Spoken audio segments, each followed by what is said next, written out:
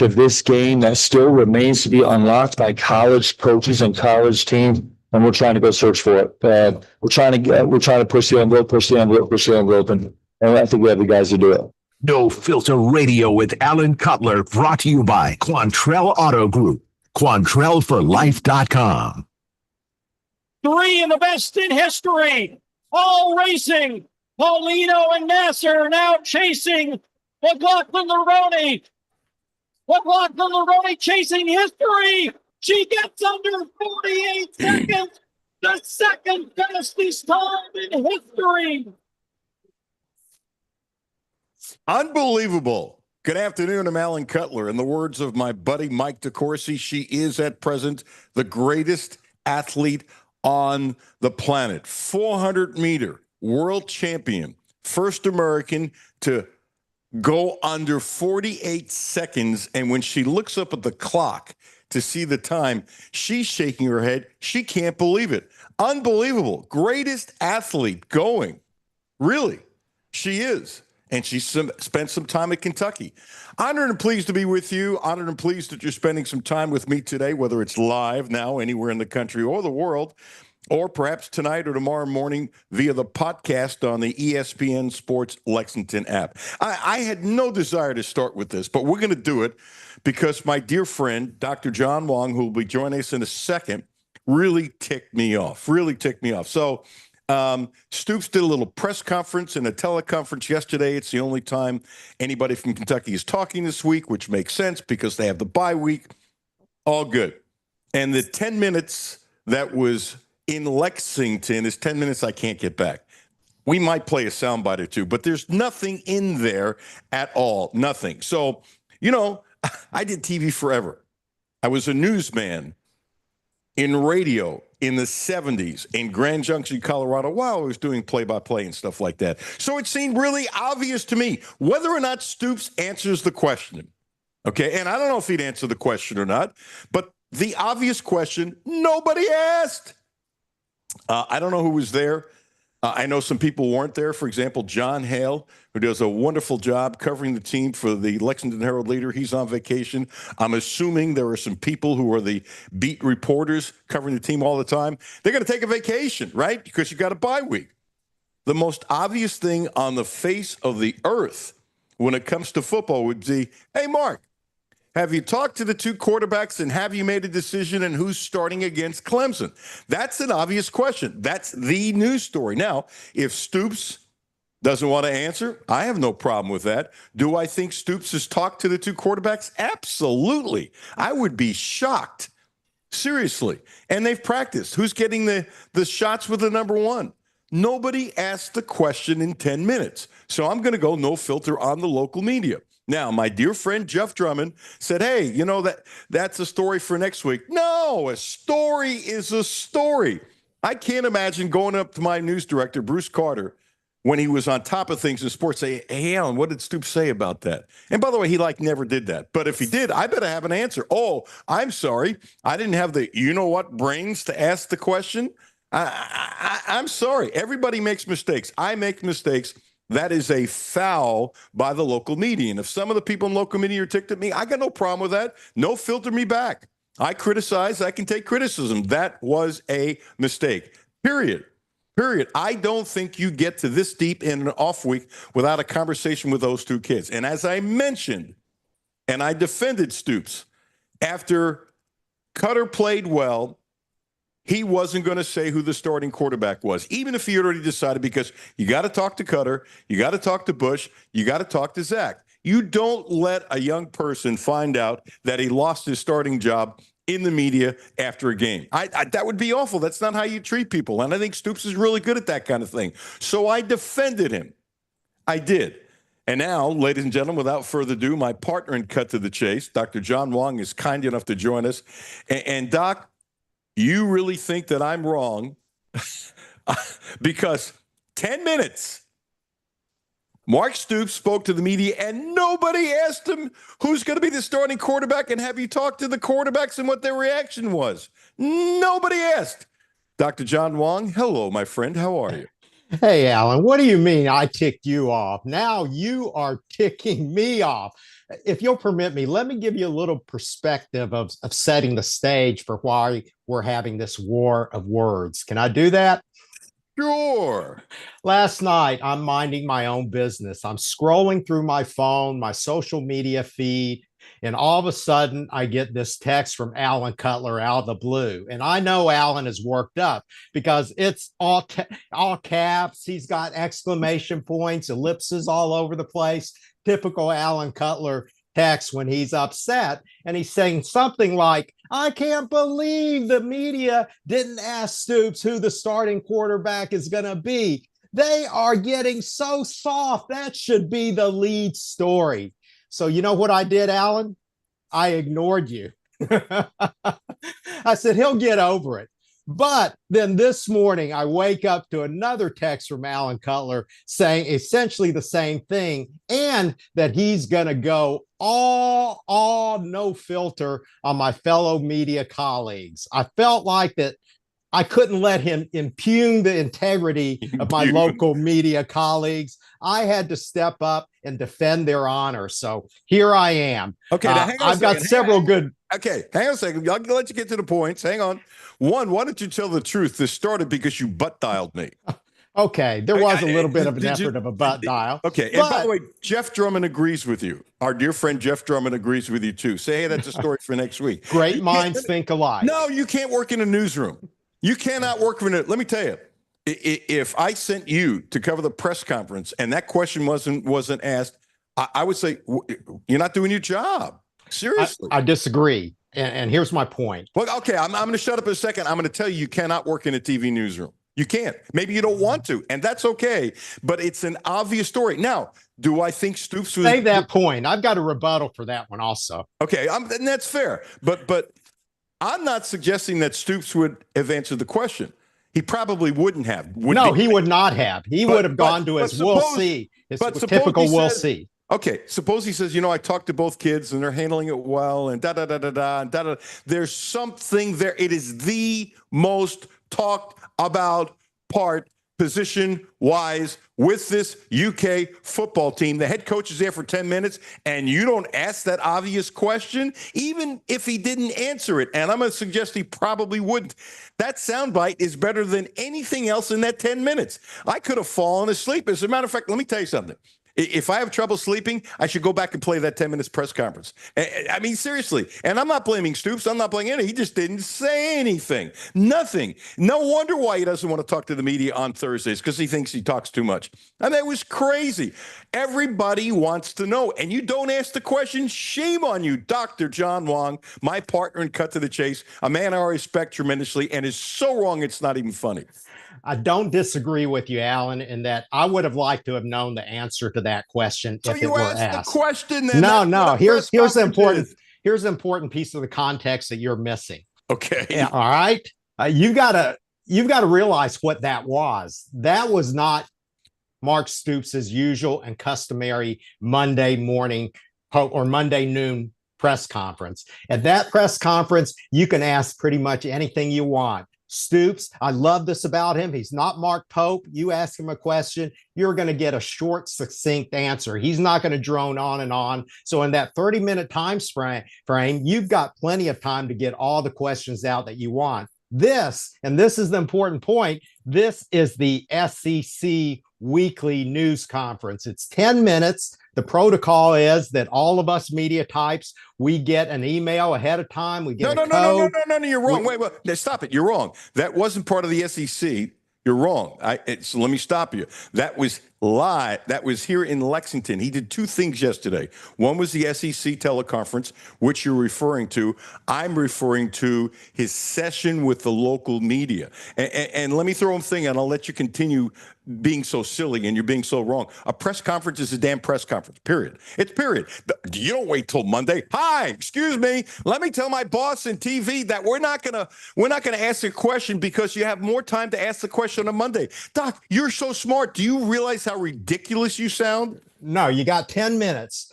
Most of the time, in 10-minute span, you've got one shot. It depends on how many people are there, but you've got one question. and you realize that you don't want to burn that question on a real obvious question that you know somebody is going to throw out there. You've got your own story that you want to be able to do. So you want to ask your own personal question in regard to the story that you're working on. You don't want to blow it on this very general question that probably people already know that Stoops is not going to answer. But all right, you've got one shot. You've got one shot. You don't want to blow it. Story. Okay. By the way, there was nothing he said in 10 minutes that was really worthy of writing a story.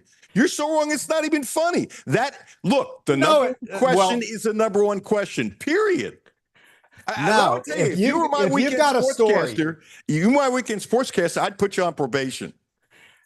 And here's my rebuttal to that now. All right. Things are different. And you know, Alan, I respect you. I respect you. It's off the charts. We did our book together. I kind of consider, as far as a media standpoint, that you're my mentor. You know, a lot of things that I learned from you.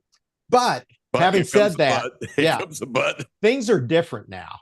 You know, I respect. A story is a story. I respect the fact that the people like Alan Cutler, the people like Jerry Tipton, Larry Vaught, they went and they broke stories. All right. You broke the Patino coming here story. You broke the cow story. It's something that people now, breaking stories is no longer a top priority. What listeners and readers want is they want depth. They want color. They want me to ask about injury reports or how the defensive scheme is going or how Bush Hamdan and Mark Stoops may not get along. They want those types of stories. They want the insights from that. The fact, scoop nowadays, there is no scoop. People know scoop even before Mark Stoops hits the microphone. So to me, that's no longer an issue anymore. Would I have liked them to ask a question? Sure, I would have. But I'm not wasting my question. I'm going down my path, the story that I want to write. Therefore, I don't think we're alone. The years of the lone wolf reporter breaking the story are gone. Now it's more of a collegial effort. We know our roles as part of the local media. There's somebody who always asks the lead question. There's somebody who always throws out the softball questions. There's somebody who always asks the odd questions who are a little bit off topic. We're all working together to give what I think the readers out there desire. And I think we're doing a pretty good job. And for you to go no filter on not asking a question that was super obvious in the middle of a bye week, when we know Stoops is not going to be saying anything, you are the one that's out of your mind. Shame on you, Alan Cutler. You should know better than that. Hey, Mark, who's taking the most snaps with the ones this week? Hey, Mark, have you talked to the two quarterbacks and have you made a decision? That's it. Doesn't take 10 seconds to ask. If it's my only question, I'm not wasting it on that. Somebody else can ask it. I would bet you. And I think there are 20 or 30 people who are there who are thinking the exact same thing. I don't buy that. I really don't. Look, and I say this respectfully. Okay, there are some young people that aren't going to ask that question. And by the way, I'm not being negative at all. There are some young people who will not ask that question. I get it because they don't ask those kinds of questions. But whoever was there were enough people there that somebody should ask. What do you mean that kind of question? It's not a hard question. That's not a hard ball at all. There are people that show up to press conferences that often don't ask a question. And I'm okay with that. Everybody should do their own thing. Let's put it this way. I would bet the next set of molars you aren't pulling from somebody's mouth that John Hale would have asked that question right away. Yeah, I think that's his role. He always gets the lead question. He gets the lead topic. He's the first one out of the gate. Let's get it out of the way. But let's say John Hale only had one question. I don't think he would have asked it. You got 10 minutes. If John Hale got a room full of reporters in, John Hale would get 2 questions in. He would. He would. I have never, philosophically speaking, been close to being as disappointed in you as I am right now. I don't know whether I should jump up and down and cheer, because here's what you taught me, Alan. Yes. You said that a lot of times when somebody crosses the line, you've got to be able to push back. I'm pushing back, and to have you disappointed me and pushing back in No, expressing something that no. I'm happy you push back because that's how you honestly feel. That part I respect. I do respect, actually, a lot. When I'm telling you something else, everybody's entitled to their own opinion, and yours is just wrong. yeah, I don't think so. Okay. Let's take a poll. I think that most of the people Let me tell there you something. probably had their own agenda that they wanted to pursue. They're not going to waste their question, burn it on one single question that Stoops is not going to answer. I've already said I didn't think it would answer it. Sometimes in the non-answer is a better soundbite than anything I heard in that 10 minutes. Yeah. Well, that also proves my other point. In this world of social media, people are looking for more. They want more than just a 2-second answer that you scroll right past. They want depth and color and insight. And I do think that that's what the people are doing right now. We have so many different platforms, Alan. We're not just working like for one TV station where you throw out a one sound bite for your 6 o'clock sports report and then you go on and do it. No, most of us, we're doing podcasts, we're writing blogs, we're appearing on radio shows, we're doing all sorts of things. So we've got so many aspects of our job that we want to be able to fulfill, and we've got to pick and choose in the questions that we ask Mark Stoops, especially when you only have one question. I didn't love you so much, I would Jimmy Kimmel you. Let's not go there. At least not today. No. Maybe next time I'm on, we'll discuss that. No, we're because not. I've got some thoughts about that one also. I bet you do, but you can go talk on another show about that. I'm not touching that. I'm just talking about him being suspended, not all right. issue. I'm not talking about the issue. Well, it isn't often, but it's okay to agree to disagree. Yeah. Right. And it's okay for me to say, I think you're 100% wrong. And it's okay for you to say you think I'm wrong. Well, I don't have nearly the clout or the platform that you have. So I think that you're 99% wrong in this particular case. I'll give you the 1%. Really kind of you. Just consider this. How many decades did I spend in a newsroom? Yeah. How many times did I do a sports story that was a news story per se? My training is different from you. Totally. Yeah. Yeah. And times have changed. Times have changed, but part of the change is the different type of reporter, and there's good in that and not good in that. I guarantee you this, I can't prove it. If you spend as much time, and we gotta get off this after now, if you spend as much time in a newsroom like I did, I guarantee you would agree with me 100%. Yeah. Here's my final shot. You come on over and ask a question. Simple as that. Why would I want to do that? A lot of reasons, reasons I'm thinking about that also. No, because it's a press conference. I watch it online, and never in my wildest dreams did I anticipate that nobody would ask it. Well, then don't be sitting back and throwing pot shots at in the arena. Now, here's where you're wrong. Okay, I comment on everything. I comment good. I comment bad. Now you tell me I can't comment because I'm not going physically ask a question. You're out of line. You're out of line. No, I didn't say that's not what I do. No, I didn't say that. I'm saying that if you wanted the question asked and you're so upset, then just show up occasionally and ask the question. I never in my wildest dreams thought that somebody wouldn't ask the question. Yeah. Yeah. I hear you. Doc, bless your brother. I still love you. Yeah, it's fun as always. It's actually more fun to disagree with you sometimes. You got your blood going, didn't you? You see, I got a little bit more flush in my face right now. So, hey, we're working as a group, Alan. We're out there. It's no longer, like I said, the lone wolf. We're hunting as a pack now. The local media. We're trying the best that we can. Wait a second. There's a lot of lovely people and a lot of lovely media types. Okay. But everybody strikes out sometimes. Okay. And yesterday was a strikeout. That doesn't mean I don't even know who was there. That doesn't mean I don't respect some of the people who are there. I make mistakes. You make mistakes. They made a mistake yesterday. That's all it is. Mountain out of a molehill. No, I don't think it was that big of a mistake based on my frame of reference, but all right. Love you, brother. Love you too. Thanks, Doc. Hey, be safe. All right. See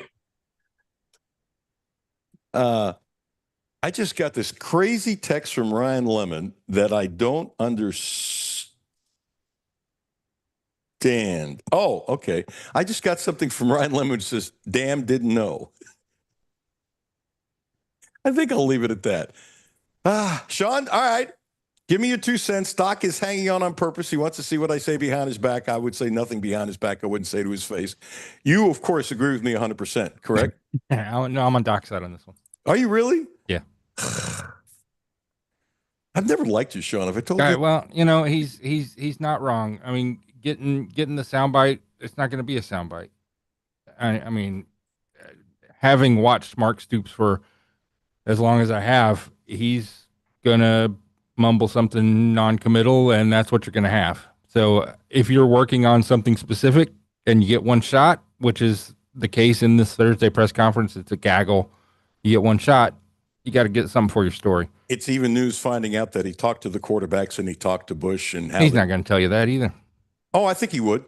I don't know. No. That I disagree with. Mark is too straight up. If you ask Mark, did you talk to the quarterbacks and Bush about what's going on? Okay. And I think he would absolutely answer that part. And then the part is, have you named or do you know who your starting quarterback is? I can see him not answering that question. Yeah. So you may get 2 words. Yes, I have 3 words. No, you would have gotten sentenced. And I got to tell you one thing. If he hadn't talked to the quarterbacks, seriously, I'd be ripping him on this show like crazy. I'm serious. Because that means he's not the kind of guy I think he is with players. And I absolutely unequivocally believe he's already talked to the 2 quarterbacks. And I absolutely unequivocally believe that he's talked to Bush. Wouldn't doubt it. I would give you 100 to 1 on that. And if I'm wrong, I'm wrong. And that in itself is interesting because he can give you a little insight. You know, they handle it well. They understand. Okay, we can disagree. Why am I not surprised you're on Dr. John Wong's side? Why am I not surprised? Why am I not surprised? I mean, if I thought you were right and he was wrong, I would definitely say. And I don't think there's necessarily a right or wrong here. It's just nature of coverage of the football team is not quite as hard news as it used to be. It's more human interest. John's right on that. There's a time and place for human interest, and there's a time and place for everything. And I tell you, Sean, what a time and place for is to think about who you want to bet on this weekend. And I find I've been saying this for a couple of days. To me, and I looked at a bunch of other things this morning, because of the quarterback situation with both teams, what's going on with Minnesota and the Bengals is fascinating. And this is part of your season, your shot. The NFL is rolling. And every touchdown can bring you closer to a payout with DraftKings Sportsbook, an official sports betting partner of the NFL. From first touchdown scorer to anytime TV props or the thrill of live in-game betting, every snap is loaded with opportunity.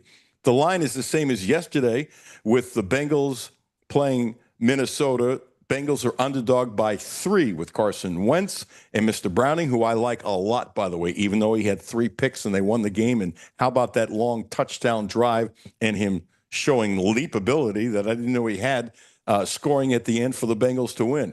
I think Browning is one of the better backup quarterbacks in the NFL, and I'm not so sure I wouldn't like him better than some guys, not many, some guys that are starting in the NFL, like New Orleans and a few others. Anyway, I find that interesting. I'm not giving you advice. I'm not doing that. New customers, this one is for you. Bet $5 and get 200 in bonus bets instantly. Plus, score over 200 off NFL Sunday Ticket from YouTube and YouTube TV. Hey, download the DraftKings Sportsbook app and use code LEXSports at code LEXSports to get 200 in bonus bets instantly when you place your first $5 bet. Plus over 500 off NFL Sunday Ticket from YouTube and YouTube TV. In partnership with DraftKings, the crown is yours. Gambling problem, call 1-800-GAMBLE, 18+. Kentucky only. Eligibility restrictions apply. Bonus bets expire 7 days after issuance. See sportsbook.draftkings.com/promos. NFL Sunday Ticket offer for new subscribers only and auto renews until canceled. Digital games and commercial use excluded. Restrictions apply. Additional NFL Sunday Ticket terms at youtube.com/go/NFL Sunday Ticket/terms.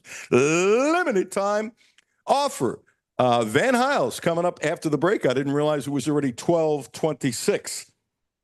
Interesting. Chip Rupp at 1 o'clock. And then we have a whole bunch of sound bites from Pope with a field of 68 and some other football sound that we'd like to play. Having fun with you. I'm going to guess more people listening would agree with Dr. John Wong, and that's okay. That'd be my guess. But anybody who's worked in a newsroom situation, I can't imagine anyone not agreeing with me. And you know what? That's what makes the world go round. With Sean in control, Jimmy's off for a couple days. Jimmy, have fun. Alan Cutler, 1300 AM, 92.5 FM. The Alan Cutler Show on ESPN 92.5 and 1300 AM and on the ESPN Lexington app. Presented by Republic Bank. Hi, this is Alan Cutler. Have a no-filter comment? Hit the text line, 859-381-1313. 859-381-1313. Hi, this is Alan Cutler. The Quantrill Auto Group has a great deal for this month. Subaru. The Outback is special, so check this out. 0%. That's right, 0% interest for 36 months. And if you want to spread it out to 72 months, 1.9%. What a deal. 0% interest for 36 months. Don't forget, the Quantrill family of dealerships is the right place to get your next Subaru, and they promise you the best in sales, service, and no gimmicks. Houchins Insurance Group is proud to partner with Auto Owners Insurance, a company that provides opportunity for independent agents to make insurance simple for their clients, offering risk management services that range from a renter's policy for your college student to home and auto coverage for your entire family. Houchins Insurance Group assures you that nobody works harder to keep you protected from life's uncertainties. Reach out to AJ Boss or Zach Bennett at 859-263-2771 to see if Auto Owners Insurance makes sense for you. Down, set, hack, corn dogs coming in for the blitz. Rick, what are you doing? Brent, I'm practicing my snack plays for the next football game. Well, in that case, Uncle Rick, stop by any Fudge Stop and Shop and pick up 5-hour energy shots, 2 for $4.99, or Uncle Ray's potato chips, 8-ounce bags, 2 for $6. Don't get sidelined without your supplies this football season. Clark's Pump and Shop. Return, refresh, refuel. I'm Kathy Bingaman. Over the holiday, there was an attempted fraud attack. My personal banker, Mary Rose, and I networked together. And the first thing that I thought of was I have to text her. And it was just within the next few minutes, there was an entire team that came together collectively. And that's just not the type of service that you typically get from your bank. That's Kathy's story. Now let's get to work on yours. Republic Bank. Time to thrive. Member FDIC. Matthew and Jimmy, Alan Cutler, and Brad Taylor. We ain't much to look at, but who cares? It's radio, local and live, Monday to Friday, 10 to 3. Get the ESPN Lexington app. Just search ESPN Sports Lexington in your app store. Back to No Filter Radio with Alan Cutler. Podcasts on Apple, Spotify, and Google, Monday through Friday. Been very pleased with the players and and how attentive they've been. They've been very much, practicing with an intent to improve, and I appreciate that. We needed to have a really good day today and had a good physical practice and felt like we're making some improvements. So we need to have another great one tomorrow and try to continue to move forward. That was Mark Stoops yesterday after practice. And he's trying to find a better formula because his record in bye week sucks. And he's talked to a bunch of coaches to try to see maybe he needs to change, which I think is smart because that's not a negative comment towards Mark. It's kind of like, what do you do all the time? Adjust. And so he says, this is not working. So what do some other coaches do? Ladies and gentlemen, without further ado, I wonder if we're going to spar like I just did with my dear friend, Dr. John Wong, former big-time DB for Kentucky, cup of coffee in the NFL with the Bears. You still have your Bears jersey? Van Hiles, who does a great job with analysis and cutting tape down and talking football. Hello, Van. Hey, how you doing? No, do you not understand that the Bears is one of the cheapest franchise in NFL history? Do you think they would let a player leave with a jersey? Are you kidding me? Hey, wait a second. You're saying they're cheaper than the Bengals? They are what and what? Okay, so wait a second. What would happen? You know, Shane Boyd is doing the show tomorrow, and Shane's driving back in town with the family, and he's going into the Lexington African American Hall of Fame. He's Okay. I love Shane. We go back to high school. I've been talking to Shane since he was a sophomore in high school, and I need to ask him. I can't remember if I ever did before. He played for 1,000 pro teams in about every league possible. If he has a jersey from every team he ever played for, he can open up a shop. I mean, wait a second. They took your jersey. What would have happened if you would have left with it? No idea. Mr. Cutler, let me tell you how bad they were. Okay. This is a NFL. This is one of the original teams of the NFL. George Halas. All right. And they operated like they were an original team. If you did something to your jock strap and it, whatever, tore, you lost it, you had to go into a bin and pick out jock straps, which had numbers scraped off them. So for people to understand, your number is put on your clothes. It's on your shirts, on your whatever. So when they wash it, they can put it back in the locker that corresponds with the numbers. So if you messed up your jock strap, you had to go in a bin and pick one that might have been worn by somebody else. That is a true story. I understand a lot of teams did that. I'm sure they did. And that's so that's cheap. I'll give you another story. No, that's not cheap. That's disgusting. Then it's cheap. And you know what? I don't care how much Clorox. I'm not doing a commercial for them or some organic thing you put on. I don't care what it is. My understanding that they kept, in a lot of teams, that they would keep the jock straps in like a bin. Yes. If you ever need one, you got to go get one. And just pull one out. Yes. So the thought is disgusting. You picked the one with the least numbers scratched out.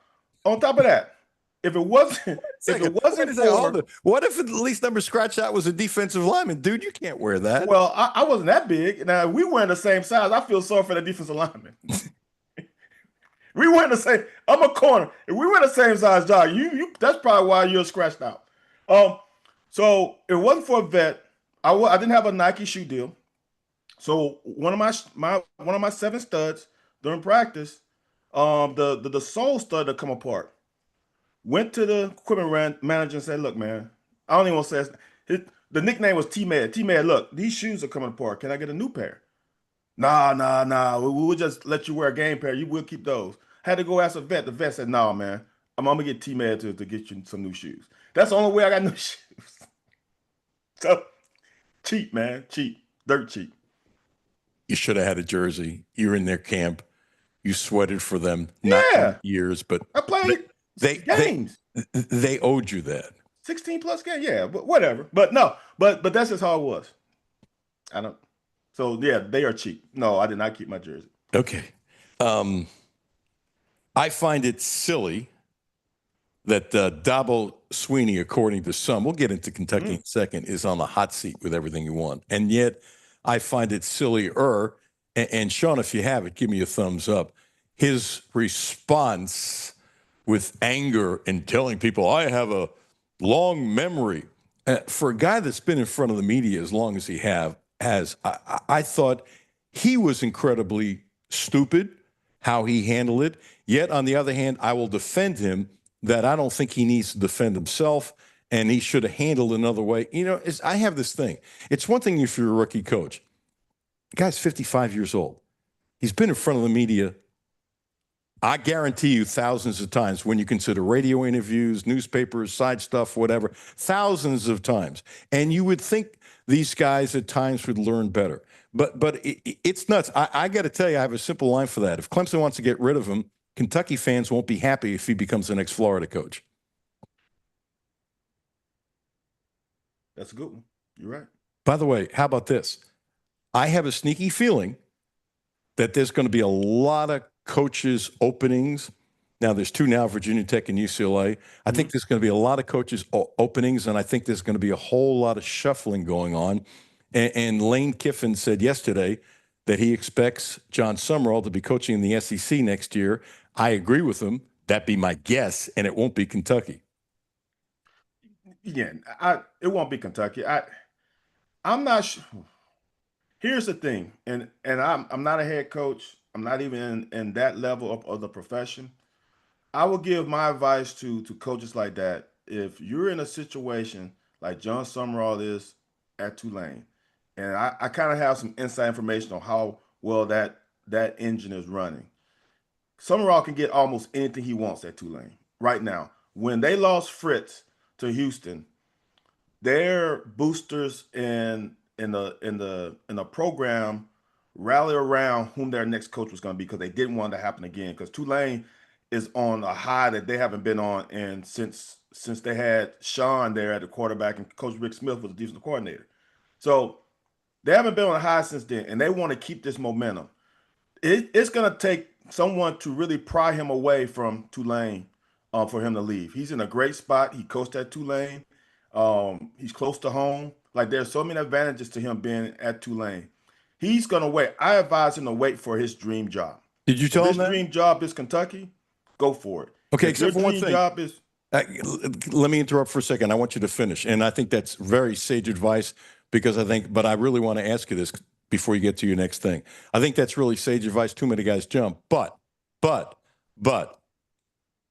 if Florida comes calling, Stoops might be here another 2 or 3 years. And I tell you what, if he turns it around, he might be here longer than that. And so you could be holding the you-know-what. But right? Now, wait a second. If Florida comes calling, it's one thing. And by the way, and I know exactly what you're saying, they are taking care of him big time.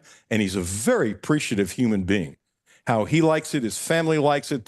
They are stretching their budget like crazy to take care of him. He is also returning with not only a winning program, but a first-class program. Now, let me throw this at you, and then I promise Van Hiles, former Studley DB, I'm going to shut up. For example, if UCLA comes calling, could I see him turning that down? Because one, too many coaches make a mistake where they haven't recruited anybody. And it's not as easy as you think, even if you bring in a bunch of coaches who've recruited the area. I've seen so many coaches make that dumb mistake. That's one. But two, if Florida comes calling, or let me give you another scenario. I could see Drinkwitz from Missouri, who makes a ton of money, being tapped by Florida. And I could see John Summerall being offered the Missouri job. Not far-fetched. I'm still passing on it because I'm going to be honest with you, Mr. Cutler. If Kentucky is not his dream job, I'm passing on Kentucky. Here's the thing. He's at a situation where he's got a better chance of winning or getting to the playoffs at Tulane than at Missouri, than at Kentucky.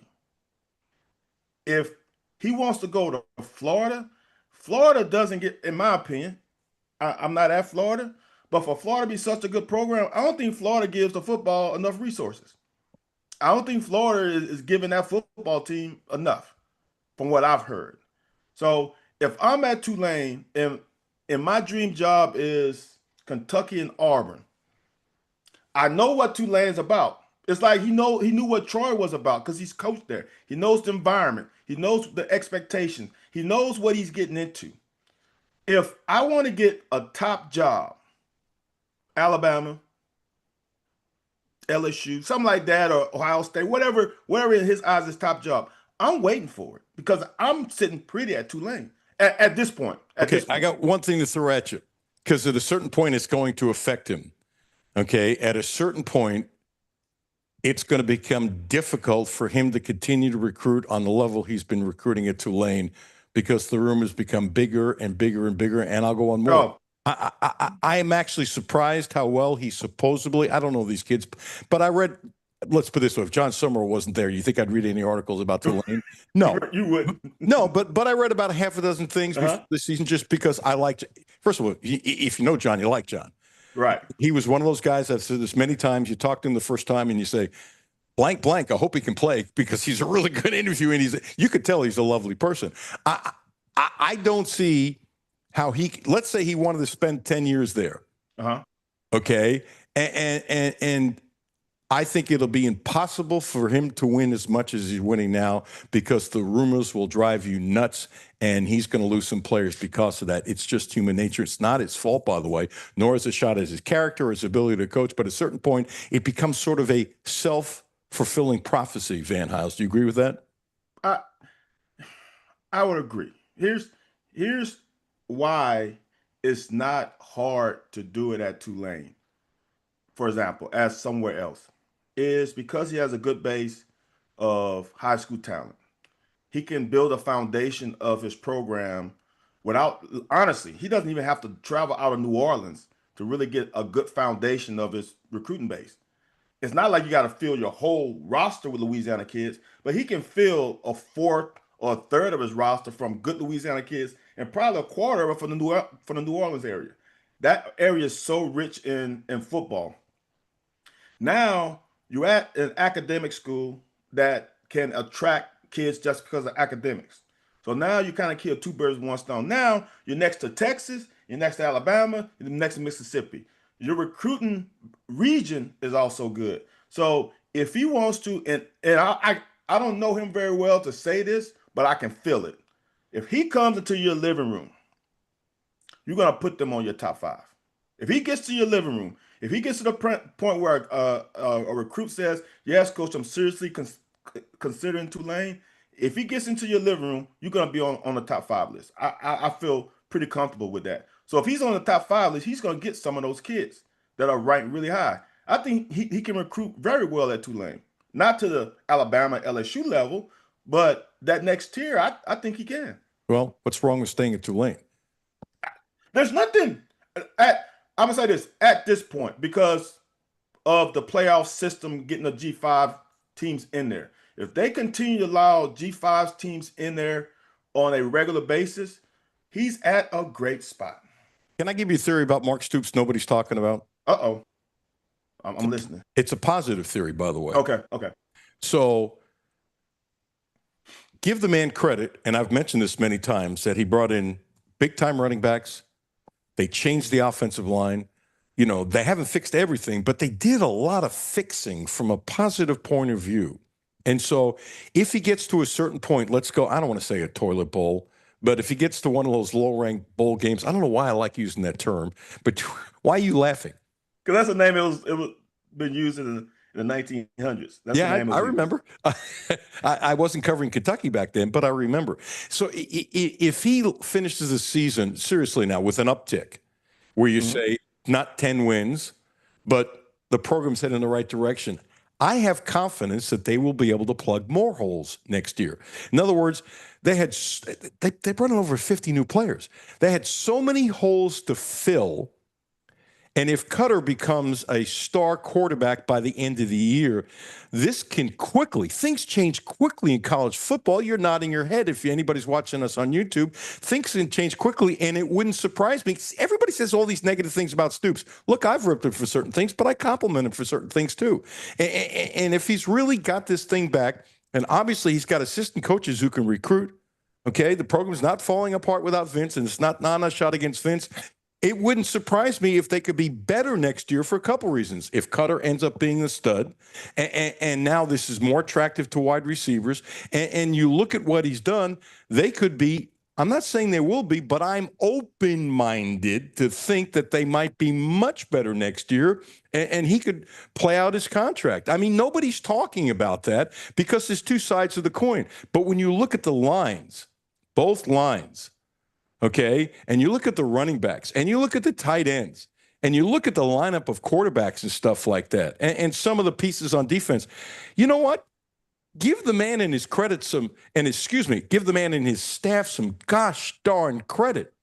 And so if they could do next year what they did this year, which, by the way, isn't a stretch, and keep enough players, I'm not saying they're going to win the SEC. I'm not going to go silly on you, but could they get back to an 8 or 9 level? I think it's possible. I'm not going to predict it. I'm telling you, I don't know. But I seem to be more open-minded than most people. I usually am. No, you're not. Come on. Don't pat yourself on the back. I just did it on purpose. I want to see if you were listening. Hey, look, anybody who listens to the show knows I have an ego. This is not breaking news. Everybody should have an ego. It's very important. I would say this. I think fans got hurt and won't admit it. But more fans are hurt because he had 9 toes out the door and that pinky toe. No, you're wrong. He had 10 toes out the door. He had all 10s All 10. This is not like you. You're usually he had 10 toes out the door. His feet were out of his house. He was ready to get on a plane, and then he was rejected. It just is. He's not the only coach to go through this, and I was the only person to say it in the media on that moment. And that's the thing, is that many programs have had coach tempted to leave or actually leave. So that's not anything new in this conference. Right. So in any conference, any school, anywhere. Facts. SEC is the best conference, so I want to say this conference. Okay. Here's the deal.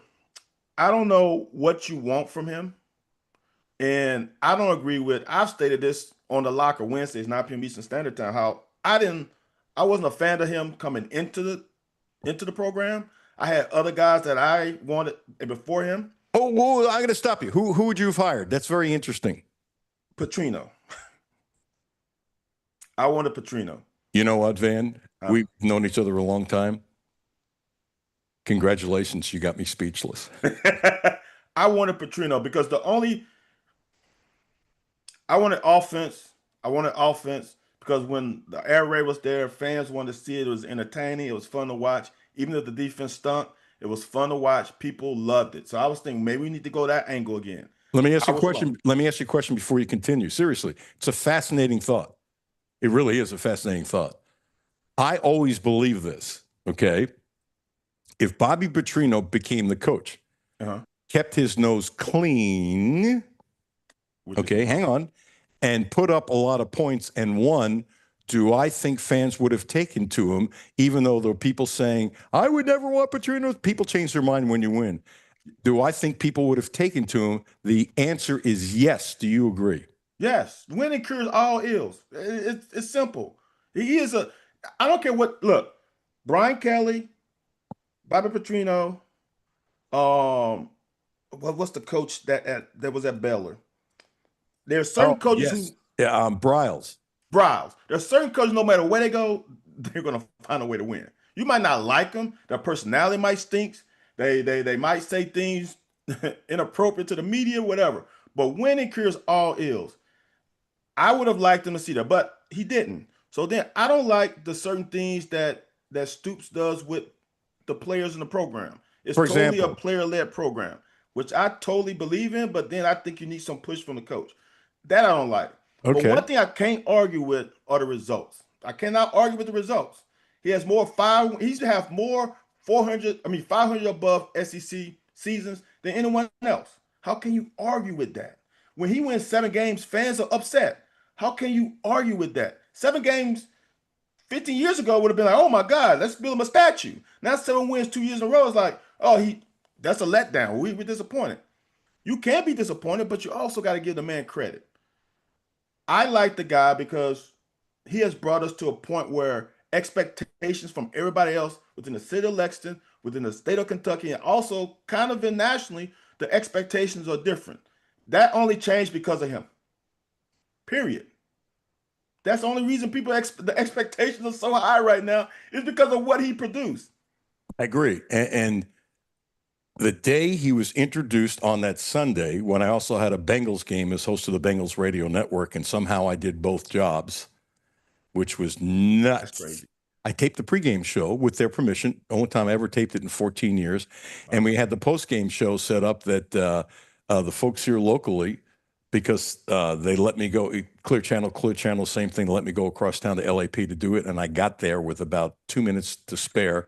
And my producer picked the plays for the only time in 14 years that I didn't pick the plays. Had like 2 minutes to spare. It was crazy. Wow. It was absolutely great. Cut the story. Zach, my photographer, edited it. He knew what was going on. You know what he did? Because I had to watch the Bengals. He put a little TV in our satellite truck so I could watch the Bengals while we were putting the story together till I left.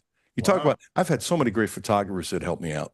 It's amazing. But I said on that day, if he's any good, the word I used, you got to give him 5 years because the program's in worse shape than people realize. And I said, if he is any good, people won't be happy with 6 and 7 win seasons after a while. I mean, and it's not like I was that much of a genius. It's because that's human nature. Right. Right. And I don't have a problem with being disappointed. I mean, geez. I mean, I know programs like one in Baton Rouge that won a national championship, and then the bottom fell out. So I know how programs feel about when they reach a certain point, they expect it to be the same. The difference is our our history is not LSU. Like that's the difference. So when you have a bump in the road, you just don't throw everything out because it's not easy to find a replacement. Do you know when LSU fired Ed Ogeron, they could almost hire anybody they wanted? That's not the same here. Good point. LSU can hire anybody they want. Let me throw this at you. I don't know if you saw it on Facebook. You know Dickie Lyons, don't you? Yeah. Yeah. Okay. And, different generations, but I know a lot of guys know a lot of guys. He put this on Facebook talking about Summerall. He took his kids to Tulane practice. Not a long drive for him. Quote, love this man, exclamation point. John Summerall is the same guy now he was when he was my host at Kentucky, meaning, as you know, on his recruiting trip. And by the way, I didn't know that Summerall was Dickie Lyons' host. A lot of these hosts I don't know. And then he says, kind-hearted, hardworking, and tough as nails, exclamation point. Great day getting to show the kids what excellence in your craft looks like, exclamation point. I'm not predicting it, but I honestly believe that John Summerall has a chance to become a superstar in coaching. For sure. Here, from what I heard, he has the personality that, and it's gonna, the further you get away from your college years, the further you get away from people who probably still feel this way. He is great with the parents, which is probably closer to his age, and he's great with the kids. The further you get away from that, the further that gap widens, it might not be the same. But right now, he is a killer in recruiting. I would say he's like Coach Curry. People forget how well Coach Curry recruited. When he came to your house, it was like, whoa, that aura travels. So I think he has that ability. I think he has the ability to be a great coach. I still feel like John picked the right situation that, for me, merges with you better. Like, I don't think Ole Miss, because I heard Ole Miss as an opportunity because Lane might leave. I don't think Ole Miss and him are going to gel well. I know Ole Miss well. He Ole Miss coached is there. a different. Why don't you think he could do well there? It's not do well, but I don't think the synergy is going to be as nice. There are some off-putting. Oxford thinks it's Oxford, not Oxford, Mississippi. Oxford across the pond. That's what they think. Are you saying they're arrogant? Are Oh you my God. snobs? That- Are you saying when you go to a football game there and you walk around the sororities and that kind of thing that they think they're better than everybody else? Is that what you're suggesting? Exactly. Mr. Van House, could it be you're suggesting it because you're a Louisiana kid and they're from Mississippi and you don't like Mississippi people? No. My whole family's from Mississippi.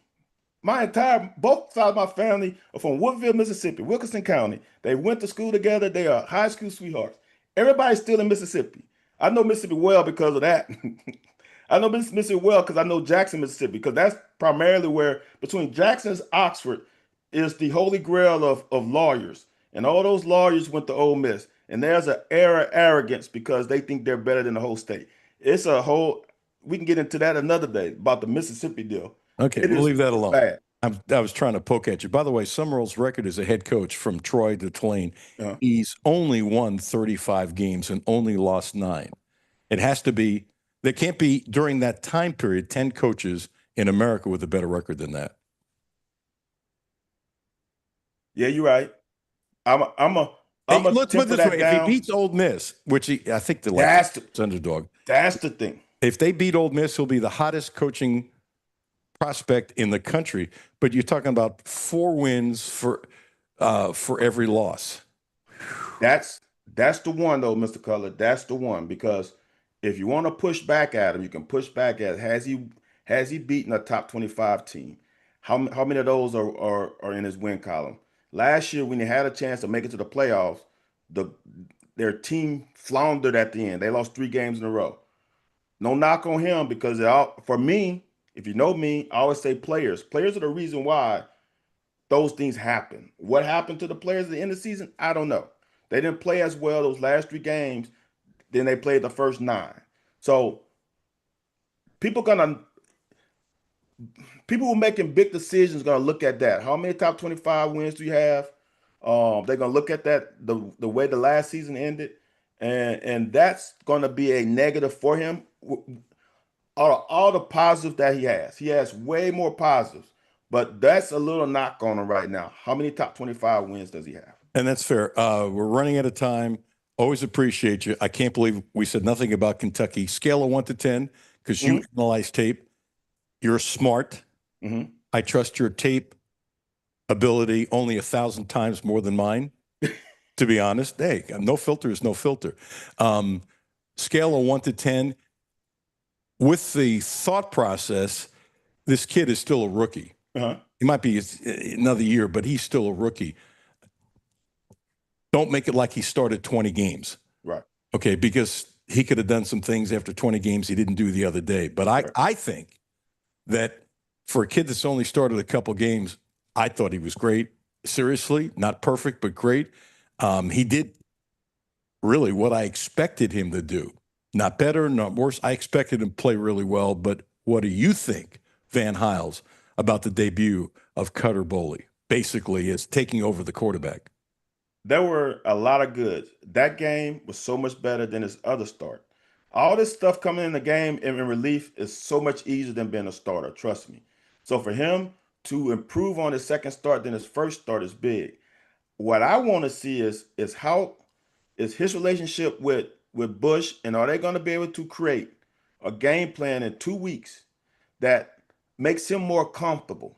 Because right now is you got to look at him and ask him, Cutter, what are your favorite plays? Cutter, what plays would you like to run? Cutter, have you seen South Carolina defense? What do you think? What do you see as being a success for us? And what do you see that you can attack them with?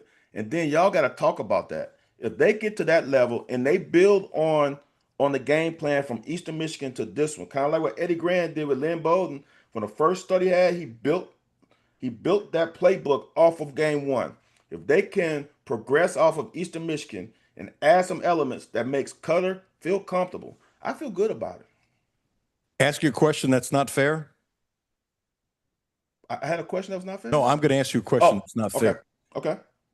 Is Cutter Boley the man? Yes, period. Not even, you don't even have, no. He has the keys. The only way Zach gets back if Cutter has an injury or we beating someone 50-0. No, I'm asking you something else. No. I'm asking you something else. Okay. Is Cutter Boley the next great Kentucky quarterback? Oh, now. He has the ability. So the Kentucky greats would be Tim Couch, Andre Wilson, and Jarrett. Those are your greats? Excuse me. Babe Parilli, when he left Kentucky, was #1 in the history of the NCAA in yards. That's the 1800s. That might be. Excuse me, Derek Ramsey. All right. I'm going to keep my 3 because I know about Derek Ramsey. I don't know about Babe. I've heard of him, but I really don't. I can't visualize him playing. Okay, let me ask you this again. Is Cutter Boley the next great quarterback at the University of Kentucky? You try to peg me to an answer. I'm going to say he has the possibility, but I'm not sure right now. I'm not sure. It's too early. He has a chance, but it's too. When you say great, he's got to put up some numbers and some wins. And I can't see that right now. I will answer that question if he starts now, after week 6. Ask me that same question in week 6, if he's the starter, and I'll give you an answer. Okay, if he's not the starter against South Carolina, it should be like the Boston Tea Party in Lexington, Kentucky. Don't call me anymore. I don't want to be on anything anymore because I'm going to just say this. Players know and players feel. Yep. If you're going to go backwards after what we saw the last game in a quarter, or whatever you want to call the Ole Miss game, those players are not going to be happy. Now there are some players who believe Zach is a guy. I don't know the percentage, but when you go that route, there's more percentage of the guys on the team that wants Cutter to be the quarterback. I guarantee it. I guarantee you there was more of a percentage of guys on the team that wanted Cutter to start before the season started. But there you go. Maybe there was a coach on the staff that wanted him to start too. I don't know that. It wouldn't surprise me. Do you know that? I don't. But I'm going to tell you. I'm going to tell you I don't. Now, you know this as well. Oftentimes, there's different opinions. It just doesn't get out to the public. When the head coach makes the final decision, you're an assistant coach, you shut the blank up, and you should, by the way. I'm not being disrespectful to any head coach or an assistant coach, but you know this as well as I do. Oftentimes, in meeting rooms, people disagree like crazy, and that's okay. I'm not saying it happened this time. Would it surprise me if there were some on the staff that thought that Cutter should have started initially? Wouldn't surprise me. Do I know that? I honestly do not. Looking back on it and listening to all the stuff that went on during preseason, all the interviews, for a head coach to talk as much as he talked about, that guy, I think the head coach wanted him to start. Head coach makes the final decision.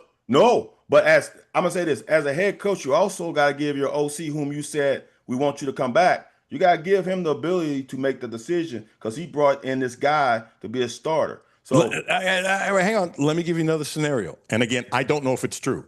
Okay. Yeah. But you're too smart not to see this when I say it and not to respond. It is possible, and I have seen this. So have you, Van. You got a lot of white in your beard now, so you've seen a lot of things. I'm getting old. What does that make me? Thanks for the shot, pal. There are times when a coach wants to do something, has the power to do something, and cannot because of a promise. Or, let's say, Major League Baseball, the owner says you're going to play so-and-so. Right? Or the general manager says you got to play so-and-so. Right. And so I can't answer it. Wouldn't surprise me if it happened because it's happened so many times in sports and it never hits the media. It's not even funny. And I'm right. Yeah. I don't know what it is, but I'm starting to backtrack a little bit because of just listening to some stuff. It could be anything. I'm shooting I'm shooting blindly at a dartboard. So it could land on bullseye or it can land in the window. I don't know where it is, but it's just interesting that the things that were said in the offseason, which I thought was just fluff, but it seems like that fluff was more than just fluff. They promised the kid the job. Game one, yes, for sure. That's the only reason Zach came here. Why would Zach come here? If he's not the starter? I don't know the other schools involved, but why would he go to a place that wasn't telling him he was going to start based upon his numbers last year? By the way, and I would do the same thing. So would you. For sure. Here's what I'm saying. So you bring him in during spring to be your starter for the fall. But if the other guy is playing better than him, right? If he's playing better than him, you might have a short hook. That's all I'm saying. I don't know. It just seems like they are mighty comfortable with Cutter being a starter now. And if that's the case, I don't think he gives up this starting position. And it's unfortunate. I feel sorry for Zach because I know why he came here and he want to be a starter. He want to make money in the NFL. It might not work here, though. Maybe you can go to Vandy and be the starter there for his 12th 8 years. College football. Pavia Vandy is trying to get another year. His lawyers are going to court. Did you see that? I don't blame him. If you I don't make either. the money. Apparently he's making over $2 million a year. Oh yeah, I'm doing everything possible. Hey, if he's smart, by the time he retires from Vandy, probably before he gets Social Security, he could be set up for life. For sure. I'm no problem with him doing that. I don't like it because he needs to get up out of there. But as a player, stick around as long as you can to make as much money as you can to get your college paid for. If the judge says it's okay, I don't blame a kid for asking. Hey, give yourself a great plug for the Locker Room Report, UNAW. Thank you for your time as always. You're the best, and you agreed with me a lot today. We didn't have any fireworks. I know you was throwing up softballs. I appreciate that. That was Wednesdays 9 p.m. Eastern Standard Time. You can find myself and Anthony White on the Locker 411, YouTube, LinkedIn, even Twitter. Come watch us. It's a great show. I know I'm biased, but I feel like you want to hear two guys who played the game talk like they're in the locker room. It's a must watch. And you guys talk like you're in the locker room. Bless you, brother. Appreciate it. You know what? I've been waiting to use that line since you've been kind enough to join the show. It never, and this time it was like, oh, okay. Van just gave me a hanging curveball. Even I can get that one. Hey, bless you, brother. I appreciate you a lot. You know that. Same to y'all. Same to y'all. Y'all really quick. I know I'm late. By the way, you said something, I think it was on Tom Leach, because I was listening the other day. I'm not afraid to say other shows. Tom's terrific. It's who we kidding? That you'd never heard anybody use a soundbite of you. I've used sound bites of you 5 or 6 times after you were gone to other people starting out a conversation. Oh, so yeah, I don't hear it though. I know you. Well, you should be listening to my show every day. Shame on you, 1 and 2. I was the first. I got you. My bad. When I talk to Tom on Monday, I'll make sure I say that I was wrong. I got you, brother. I purposely didn't want to step on that. We're going to put that clip. I was wrong. Get out of here. Thanks for that. Y'all have a good one. Have a good one. Hey, everyone knows when it comes to vehicles, the Outback is special. What a deal. What a deal. The Quantrill Auto Group has a great deal for Subaru. 00000. How many places can you get 0%? Take a drive in from Cincinnati or Louisville. I know there's other Subaru dealers, but these folks at Quantrill Auto Group, they treat you the right way. They've treated us great. We have 2 cars for them. Check them out. 0% interest for 36 months. And if you want to spread it out to 72 months, 1.9% for 72 months. What a deal. 0% for 36 months. Don't forget the Quantrill family of dealerships is the right place to get your next Subaru, and they promise to get you the best in sales, service, and no gimmicks. Thank you, Van Hiles. Thank you, Dr. John Wong. Chip Rupp coming up next. Alan Cutler, 1300 AM, 92.5 FM. No Filter Radio with Alan Cutler, brought to you by Quantrill Auto Group. QuantrellForLife.com. Hi, this is Alan Cutler. Have a no filter comment? Hit the text line 859-381-1313. 859-381-1313. Houchins Insurance Group is proud to partner with Auto Owners Insurance, a company that provides opportunity for independent agents to make insurance simple for their clients, offering risk management services that range from a renter's policy for your college student to home and auto coverage for your entire family. Houchins Insurance Group assures you that nobody works harder to keep you protected from life's uncertainties. Reach out to AJ Boss or Zach Bennett at 859-263-2771 to see if Auto Owners Insurance makes sense for you. Hi, this is Alan Cutler. The Quantrill Auto Group has a great deal for this month. Subaru. The Outback is special, so check this out. 0%. That's right, 0% interest for 36 months. And if you want to spread it out to 72 months, 1.9%. What a deal. 0% interest for 36 months. Don't forget, the Quantrill family of dealerships is the right place to get your next Subaru, and they promise you the best in sales, service, and no gimmicks. Down, set, hack, corn dogs coming in for the blitz. Rick, what are you doing? Brent, I'm practicing my snack plays for the next football game. Well, in that case, Uncle Rick, stop by any Fudge Chocolate Shop and pick up assorted Reese's king-size candy bars, 2 for $4, and Sour Patch or Swedish Fish egg bags, 2 for $6. Don't get sidelined without your supplies this football season. Clark's Pumpkin Shop. Return, refresh, refuel. My name is Terry Schultz, CEO for the Rutherford County Area Habitat for Humanity. Republic Bank has really been a game changer. They have invested not only financially, but time to really listen so that we can move our mission forward. What I like about Republic Bank is they've come in asking, what are your needs? And I don't know that you get that any other place. That's Terry's story. Now let's get to work on yours. Republic Bank, time to thrive. Member FDIC. Hey, Joe, working again? Retirement was boring, huh? Not boring. Expensive. Food, medicine, rent. Social Security just isn't enough. And that's why I used benefitscheckup.org. It connected me to an extra $1,000 a month. $1,000 a month? Benefitscheckup.org is a free service from the National Council on Aging. In a few clicks, you can see if you might qualify for money-saving programs. I'm going to benefitscheckup.org today. Supported by the U.S. Administration for Community Living. 853 CV Lexington. ESPN Sports Radio 1392.5, WLXG Lexington, and LM Communications Broadcasting Station. The only no-filter sports show in Kentucky. It's the Alan Cutler Show with award-winning TV sportscaster Alan Cutler. We track every shot all the time, everywhere, in practice all summer long. So, if you looked at where our guys were week through of the summer, you might have been like, oof, I'm not sure we're going to break that record. But today, as of today, in last week's work on court, we had 6 guys above 70%. So we were dancing around with 2, trying to get to a 3rd early in the summer. Now we have 6, and then we have a 7th that's been dancing at 69%, 68% for like 3 straight weeks. We're gonna have 7 guys over 70%. And that translates the game. It always has for us. It translates the game. I wonder if there'll be many teams from the free throw line would have that many guys shooting 70%. Maybe. Ladies and gentlemen, without further ado, Adolph Rupp III, kind enough to join us as he always does, which I appreciate tremendously. Chip Rupp. Hello, Chip. How are you? And I have to start with this, then respond.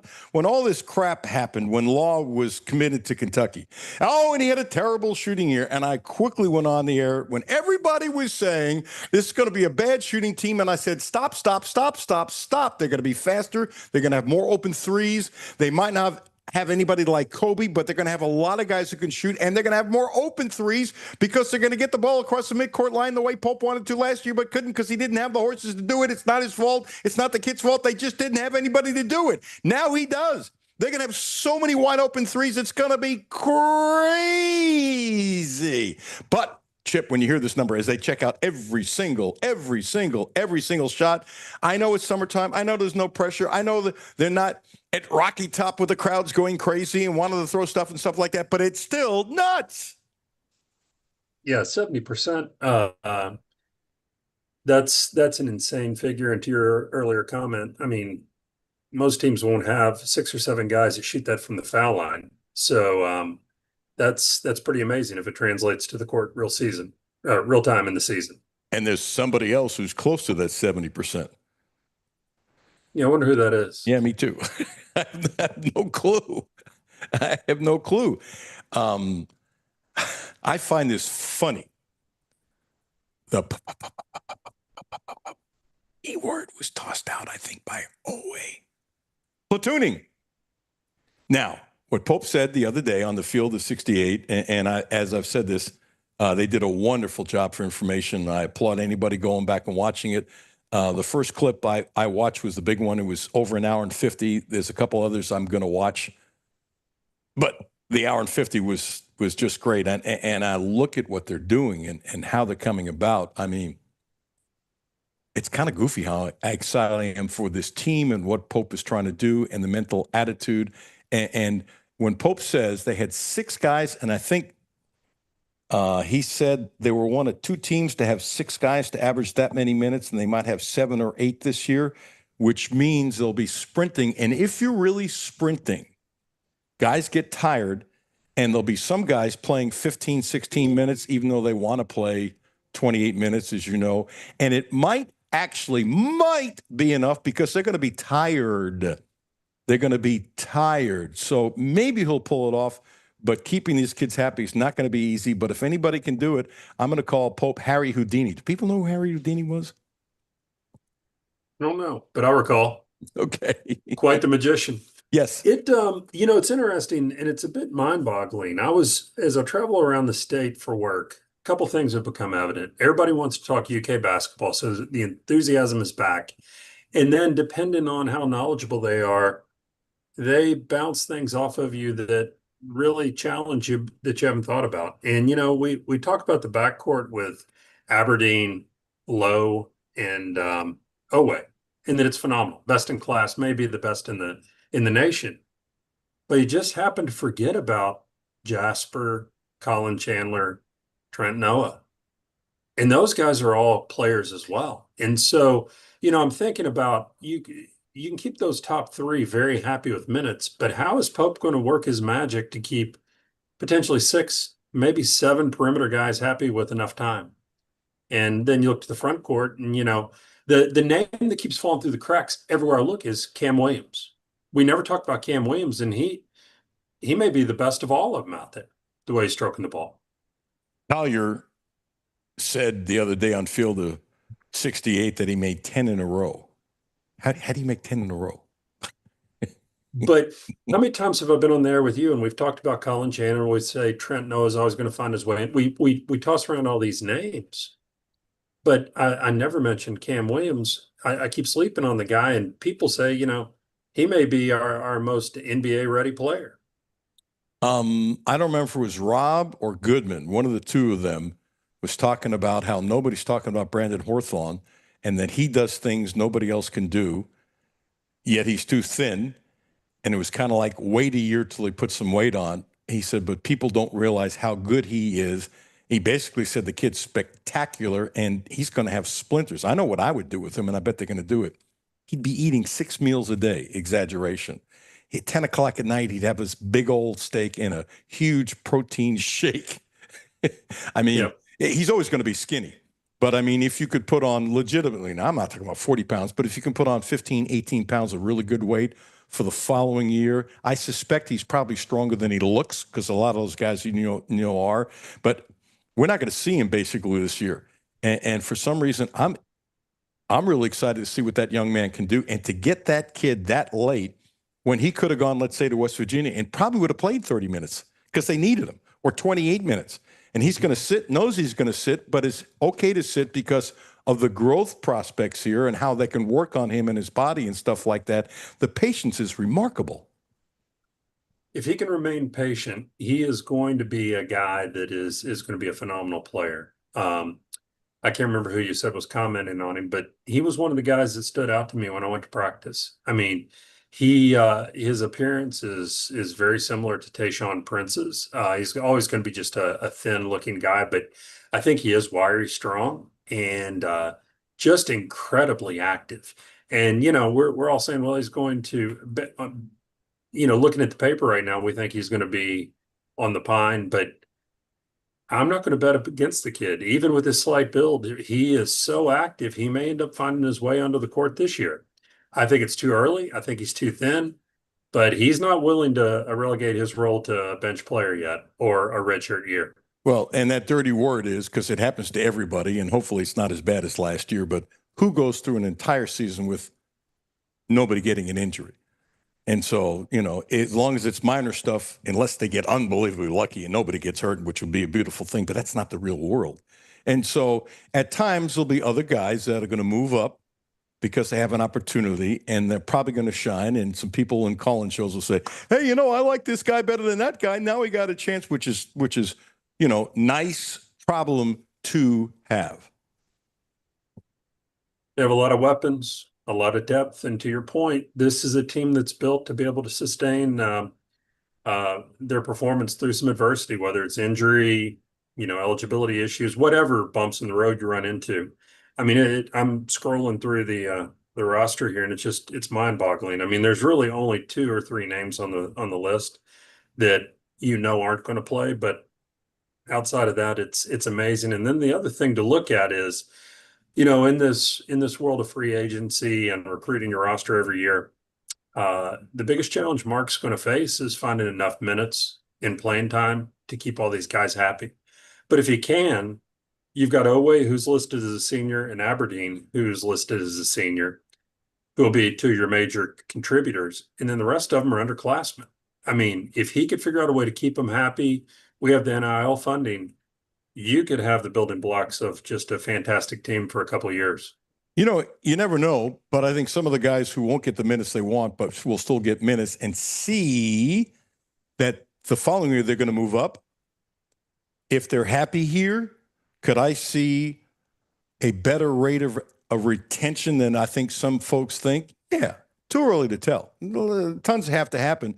But if a kid is happy and you have Kentucky, and you know then the following year you played a bunch this year, not as much as you wanted to, but now you're going to get to play the way you wanted to next year, this year, could I see some kids staying? I really can, by the way, because of the relationships that these kids will have with each other and the relationship that these kids will have, not just with Pope, by the way, the entire staff.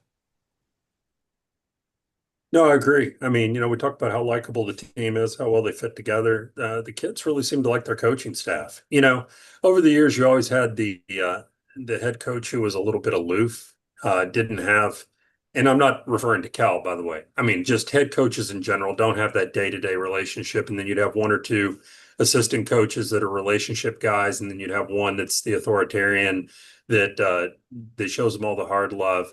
And I'm sure some of those roles are assumed on this staff, but the bottom line is the kids really seem to like one another and they like the staff as a whole. So it's a perfect storm for Mark to be able to retain this majority of this team and have a couple of year run with some fantastic players. And I think, I get fascinated watching head coaches and what they do, and I love the X's and O's, but I really think it's going to be fascinating to watch how he handles so many players and gets them enough time to keep him engaged and razor sharp. That's going to be fascinating to watch. Chip Rupp, kind enough to join us. I love these kind of stories. It's a football story, but I'm going to relate it to basketball in a second.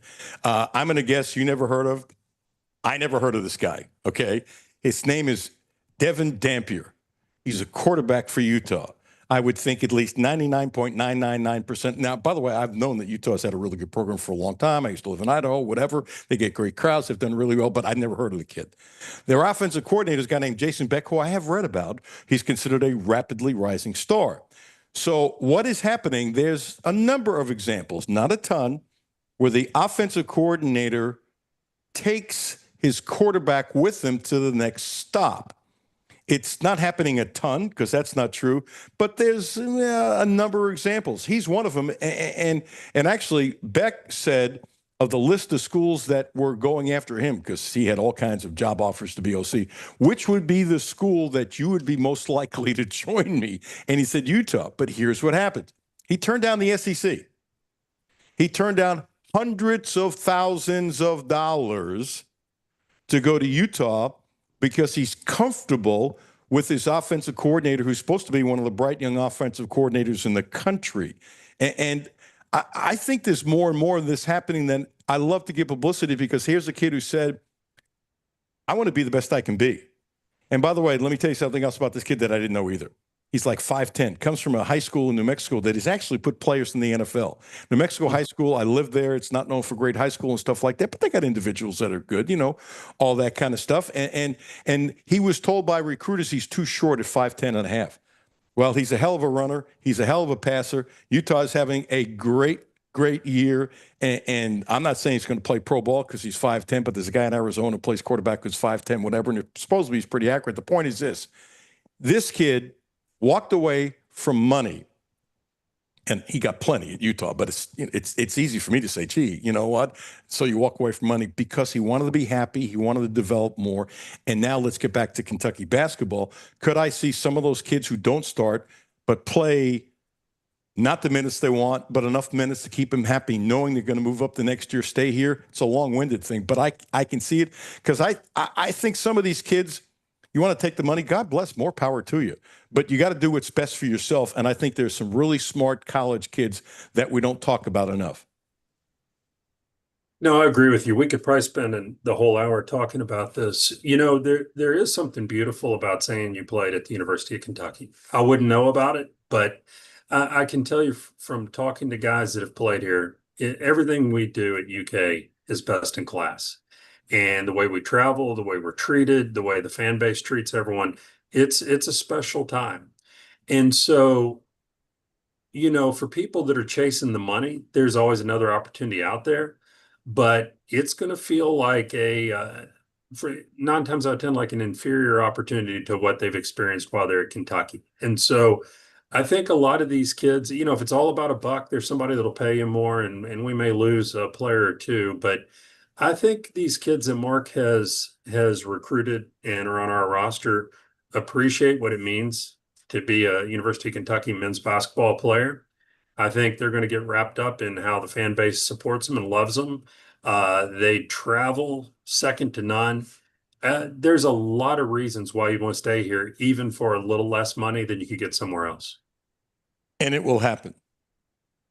It will happen. It will happen. There are The other football thing players. is, There are football players, by the way, and I've said this. Ty Bryant is one of them. They could have left for more money and stayed because he's a Kentucky kid, and he's not the only one. And there's more examples of that. Excuse me for stepping on you, Chip. There are more examples of that across the country than I think people realize. And if a kid wants to take the most money, more power to him. But, and that could be the right thing. But sometimes it's not the right thing. well, everybody's circumstances are different. And, there may be a kid that's truly using this as the vehicle to be a breadwinner for their family, and they want to max out what they can get now, knowing that they may not have a super bright future overseas or in the NBA, and they want to take all the money they can now. And there's nothing wrong with that. I mean, it improves their life, can improve the lives of their family. That's great. But then, we'll talk about it as a vehicle. There are different vehicles to get you to where you want to go. And for the guys that want to have the best college basketball experience, be it a blue blood program, play for a fantastic coach with a super positive, fun staff, and put them in the most viable vehicle to potentially get them to the NBA, this is where you need to be, even if it's for less money. Yeah, it's okay. Yeah. Do you have any regrets not playing in Kentucky? Yeah, so that's an interesting question. So now, Because I'll tell you why I'm asking you. I've never heard that tone of voice out of you. Yeah. When you could have gone to Kentucky. Well, so the truth about Kentucky is I wanted to play for Kentucky.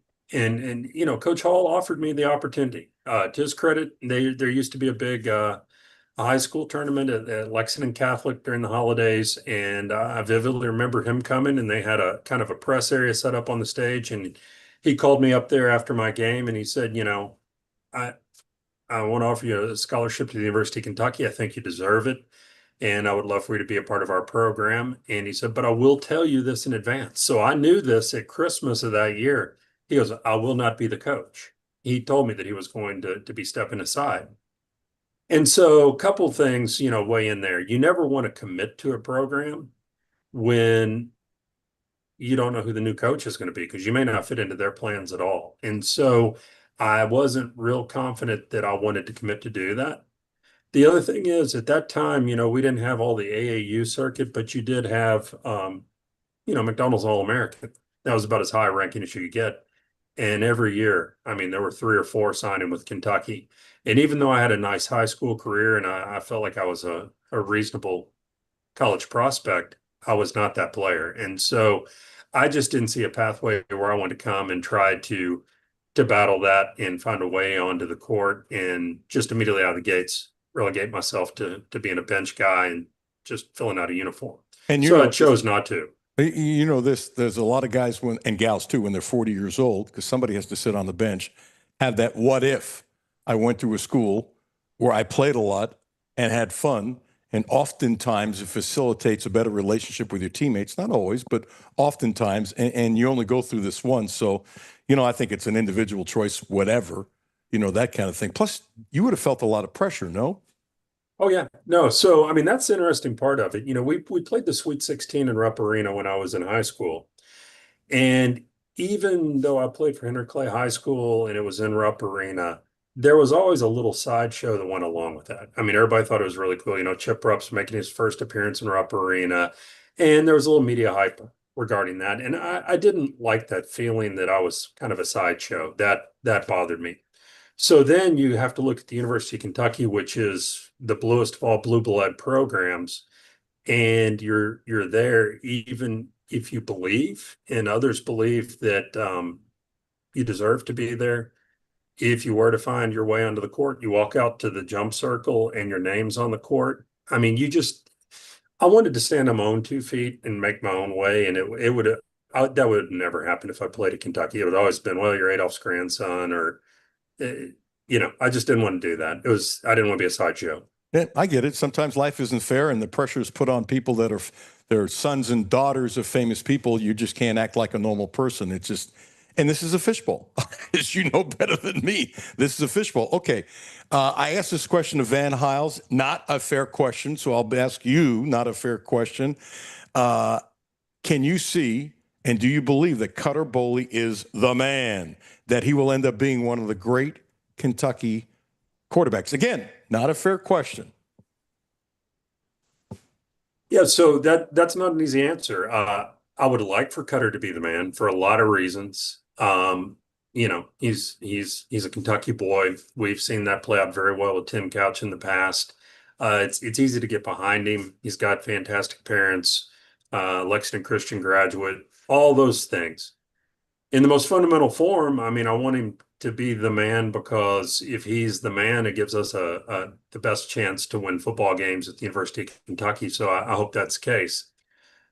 I do struggle a little bit with it, and I'm happy to see how well he played last week, and I hope it continues to go. I feel sorry for a guy that's kicked around college football for 7 years, bounced around, and Zach Calzada makes his final decision to play at Kentucky, and arguably he has not played well or up to what the expectations were, but it's the end of the road for him. I don't think he's going to squeeze an eighth year out anywhere, and so I hate to see it end for him in the second game of the season, but all that sentimentality aside, it's a business, and we got to put the best product out there to win games. And based on what I saw last week, Cutter gives us our best chance to do that. Diego Pavia, his lawyer, apparently is looking into going to court to try to get him yet another year at Vandy. And the reports say, I guarantee he'll be done with college football before he gets Social Security. There are reports, and I believe it's true, by the way. Can't swear to it, but I believe it's true that he's making north of $2 million a year playing at Vandy, and he's not going to be an NFL quarterback. So if he can get another year and make another $2-3 million, because maybe a school like Miami, who just got Carson Beck for 1 year from Georgia, maybe they offer him $4 million a year. He could make enough money if he's smart to put his money away to set himself up for the rest of his life. I can't stand it, but you know what? If the courts say you can do it, God bless, more power to you. So your comment about, you don't think Zach could get another year, and this has something to do with playing at junior college and those kinds of things. But I have no idea what the courts will say. I have no idea if he's going to do it. I know they're looking into it, but would it shock me if he gets one more year? So this stuff is nuts. Well, I don't rule anything out when it comes to Diego Pavia. I mean, he's just a fantastic player. He's fun to watch. And, what a job he and his coach Clark Lee have done down there at Vandy. I mean, who'd thought they'd be playing the way they are right now? But, I mentioned the term vehicle earlier to get you where you want to be. Diego doesn't translate to professional football on any level. Canada. But Canada, maybe. Oh, yeah. Well, okay. Well, CFL, he can scramble. He can actually, roll out. He could be great at CFL. He could run. I misspoke. I don't know this, but if I'm a team in Canada and he's got that moxie and leadership and he's pretty gosh darn accurate. No, I said from the first time I saw him, I could see him playing for a team like the Toronto Argonauts. And by the way, I have no idea who the hell the quarterback is, but could I see that and having a long career? He's a cocky, confident kid, and he brings people together. Well, that's what I was going to say. So I did misspeak. He could probably be a great CFL quarterback. Doug Flutie did it for a long time, and he was undersized and had a great career. But that being said, we're talking about vehicle, and what a great marriage that's been for him down there in Nashville at Vanderbilt. And, whether he squeezes another year out or this year, I think they're going to have a really good season. And with the relationships and the networking that he can do with the Vandy fan base and people there in Nashville, the sky's the limit for that kid. He is in the ultimate vehicle for the rest of his life. He might not make $2 million a year in Canada for 5 years after starting. Nope. But he's made the most of it, and they're playing great right now. I want to do this. Hey, Sean, would you cue up how we started the show with Sydney, what she did today, and give me a thumbs up with the stretch?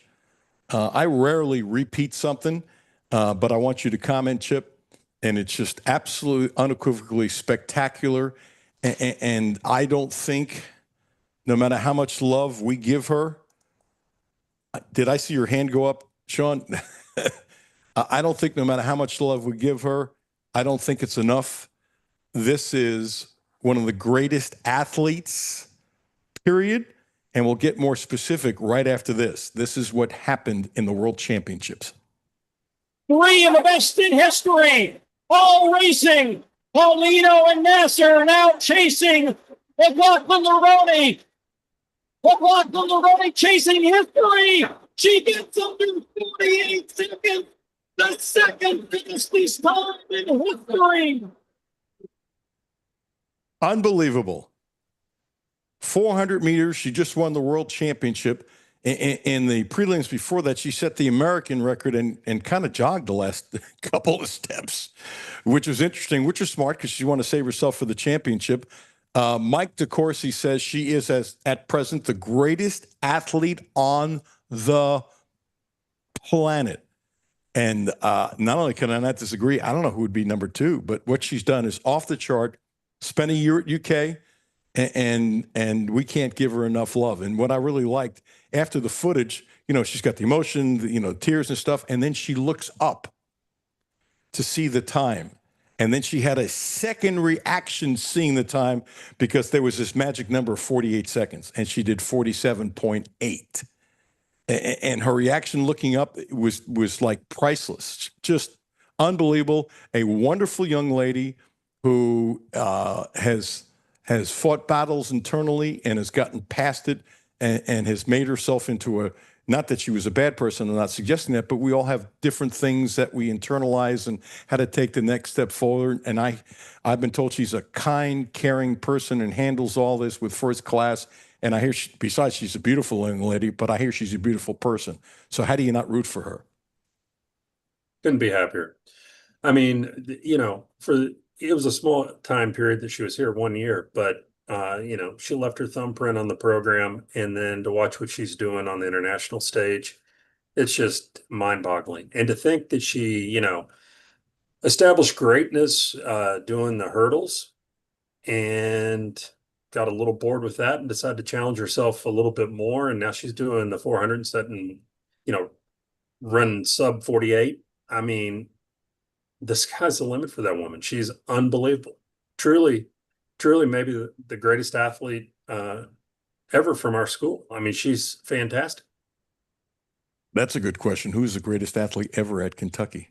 I don't want to get into that debate. That you get somebody that you leave out of the mix there. Yes. But I'll tell you what, because it's maybe a lesser followed sport for the most part.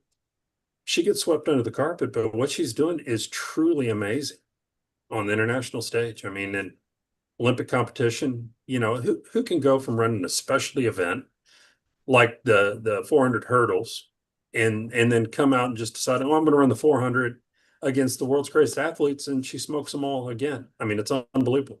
Looking back, easy for me to say now, and I'm guilty of it too. It's amazing that every time she ran in Lexington, the place wasn't overflowed. Shame on me. Seriously. Shame on me as well. Yeah. So I'm as guilty as charged. I'm not throwing a stone at anybody else. I got a no filter myself. I mean, because come on, you've been around here your whole life. I've been around here a few years, and I've never seen or witnessed anything like this, both as a person and as an athlete. It's really good. Well, and I think you said that. I mean, we're talking about what she's doing on the track, but physically she's a beautiful woman. But apparently just as beautiful as she is in appearance and as beautiful and graceful as she is running on the track, she's that beautiful in other aspects of her life. I mean, I've heard nothing but positive things about her. Chip, as always, thank you, my friend. I appreciate your time tremendously. Hopefully you can fit me in your busy schedule next week. We can chat about football, basketball, whatever. We can talk about the South Carolina game coming up. Absolutely. And look, I don't see any reason why Kentucky can't win. This is a game they could win or lose. Like I like to say, they go to Georgia. Could they win? Sure. Do I think they'd win? Hell no. I mean, I just don't. If that makes me negative, it's whatever you feel. They can go to South Carolina and win. So for whatever reason, I don't know him. I respected his dad. Shane Beamer seems to get under my skin a little bit, so we need to get this win. I don't love the fact that they're going to Missouri. That's going to be a challenging football game for them. And so they could be coming off back-to-back losses, which always ups the ante a little bit. But hopefully with a week to prepare, we'll be ready. Cutter will be razor sharp, and we can get that victory. So you're gonna let's chat about it. Sorry for stepping on it, Chip. You're gonna make me throw this back at you. You know what? South Carolina's been a have-not school. And I remember the first time I went there, Couch was quarterback. And I I had read about the place and seen it on TV and all that kind of stuff. But sometimes, as you know, when you go there for the first time, you have a different feeling. I couldn't believe how loud and how packed the place was.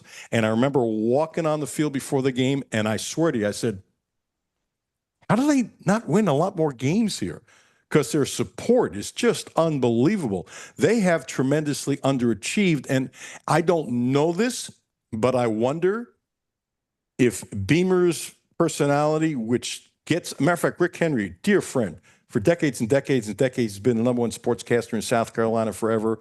We've helped each other out. He's going to do the show on Monday. He's one of those guys in TV, lucky and blessed to be a friend. I'm going to ask him, but I wonder if he does that because they've been a have-not program, and he's trying to get under your skin to get his players behind him more and the fans behind him more, and if to say, I'm changing South Carolina. I've always wondered that, and if that's why he's doing it, it's working. It could be that because he is, at least it appears that he's much different than his dad. And, yes. I loved his dad. He seemed to be a great X and O guy, remarkable with special teams, and, had such a beautiful career there at Virginia Tech. Shane seems to be that guy that's just a little annoying, but it may all be by design to do just what you just alluded to, I'm curious. Yeah. Been my Get a little thought chip all on the along. shoulder and Hey, get passionate about football. If there was no Mark Stoops and he came here and turned the program around and he ticked off other people, would you care? I don't know now. You're putting everybody into a box there. I don't know that I would be ready to cheer for Shane Beamer if we ever make a move. But if he's our guy, it becomes a little bit more digestible. Yes. I will tell you that. Oh, and I'm not suggesting getting rid of Stoops or anything like that. I'm just saying if he was here. Very often, let's put this, you've seen in sports, you don't like somebody, but when he's yours, oh, this is pretty good. The people that couldn't stand Mike Krzyzewski, I said on TV many times, hey, if he ended up being the Kentucky coach and CM Newton asked him, which he, of course, said no, because they were good friends. Hey, by the way, you don't want to do this, do you? Of course not. Okay, who do you recommend? If he became the coach here, the people that couldn't stand Duke and the people that couldn't stand him would have loved him. So last thing before I blow through your next guest. So when we ended up with Mark Pope during the coaching search, everyone wanted us to make a run at Danny Hurley, right? And everybody questioned, well, we love his antics, and we all said, yeah, we'd love it if he's coaching us. Would we have really loved it? I mean, watching him last year, if he was, the coach of the Kentucky Wildcats, would we have thought it was great? I don't know.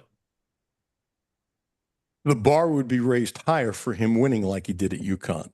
And so the margin of error for Danny Hurley would have diminished tremendously because he's Danny Hurley.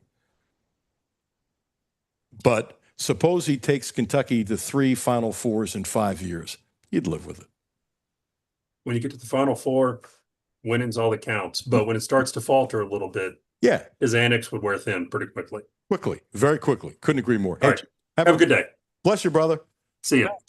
Adolph Rupp III, kind enough to join us with some really good thoughts on all kinds of sports. Hey, take this down, naturalhealingandpainrelief.com. That's naturalhealingandpainrelief.com. Go to the website, and Terry Page has spots where you can sign up for a 10-minute or 15-minute phone call. You can talk to her about, hey, how can you help me? She's a healer. She's a great licensed massage therapist. She's in Butler on Mondays and some Tuesdays. She's here in Lexington Wednesday, Thursday, and Friday. Check her out. She's been spectacular for me. 859-373-0578.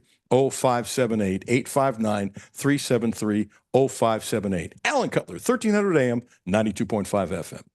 The Alan Cutler Show on ESPN 92.5 and 1300 AM and on the ESPN Lexington app. Presented by Republic Bank. Hi, this is Alan Cutler. Have a no-filter comment?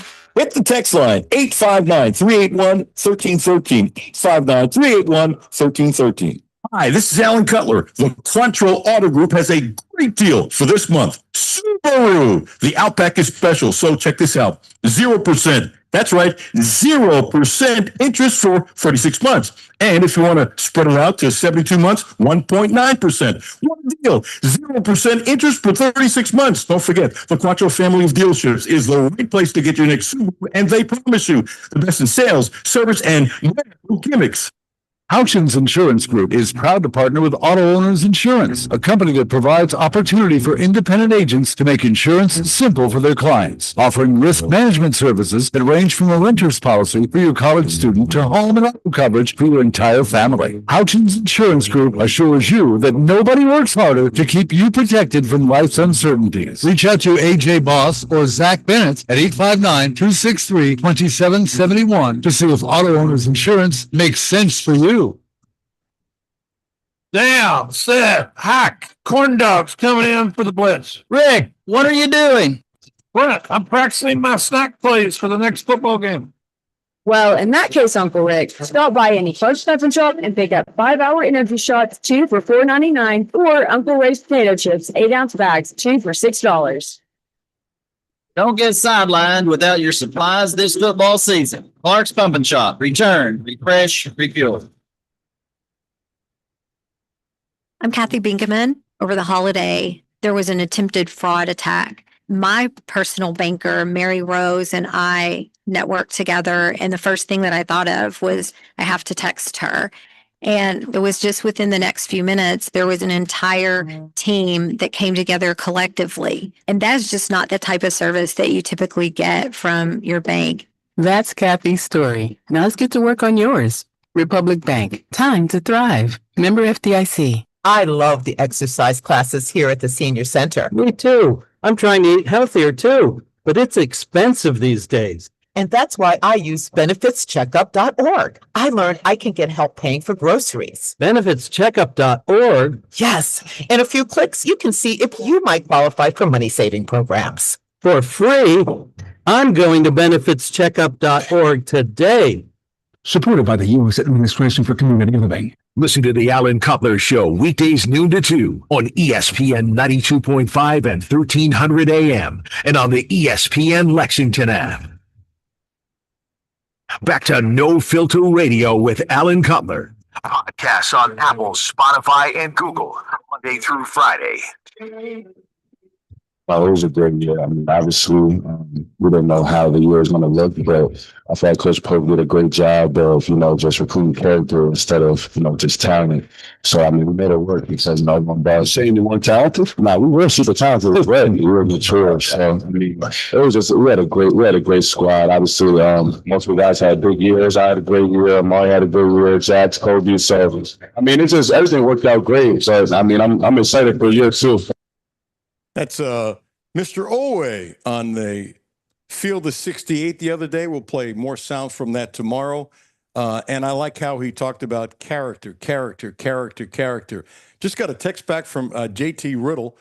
He's ending his playing career today in Lexington, and I was trying to see if he could come on at 1:30. He said he's available 2:30 or 3. And Sean, this is really cool. He's going to officially retire from his playing career as a member of the Legends tonight. So if you want to go down there, check him out. Young man from Frankfurt. We covered him in high school.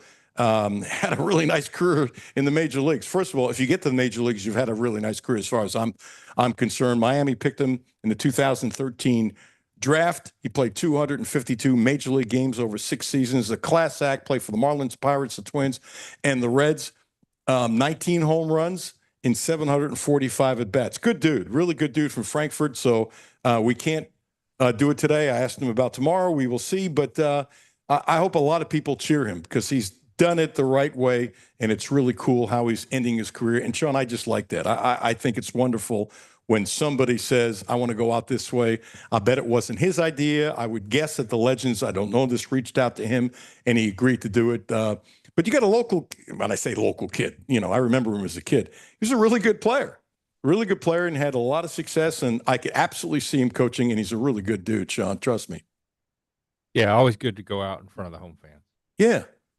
Hometown fans, I guess. Why not?